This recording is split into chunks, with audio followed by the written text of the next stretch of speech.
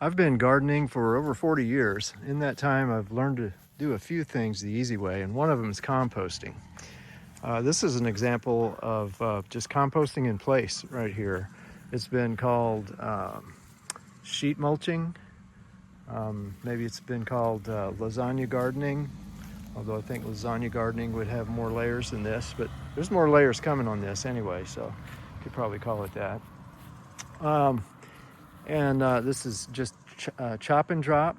These banana leaves were burned by the frost, so we cut them. We dropped them right here on these blueberries.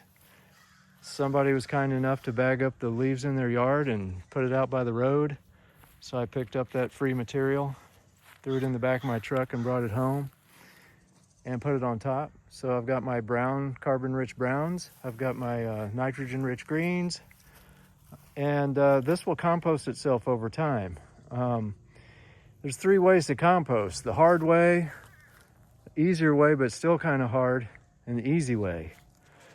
The hard way is hot composting, and it'll make compost fast, and I've done that. I had a compost thermometer that showed that I achieved 170 degrees Fahrenheit inside the compost pile. But that takes a lot of work. You've got to turn it, you've got to water it, you know, I'm not as young as I used to be. It's an awful lot of work doing all that. It does produce compost pretty quickly, I'll give it that. Cold composting is where you just put it in a compost pile, your browns and your greens, and you might water it a little bit, and you know, you might poke it and turn it a little bit, but you're not going to do a whole lot of that.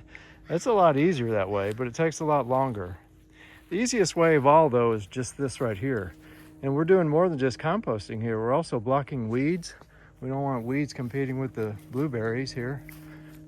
So the banana leaves are great. It's almost like laying down cardboard to block the leaves, but it's a green material with nitrogen in it, so it's actually much better than cardboard. And then, with, like I said, the brown sticks and leaves, this is perfect. This will slowly compost.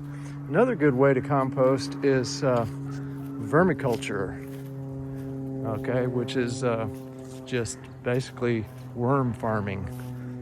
And we've got a little vermiculture worm farm right over here.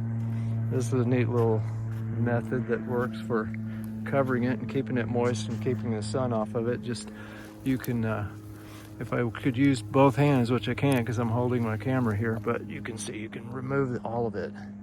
And so I actually did that with one hand. Nice. But there's a lot of earthworms feeding on all of those kitchen scraps there. You can throw that back in. That's a great use of Spanish moss.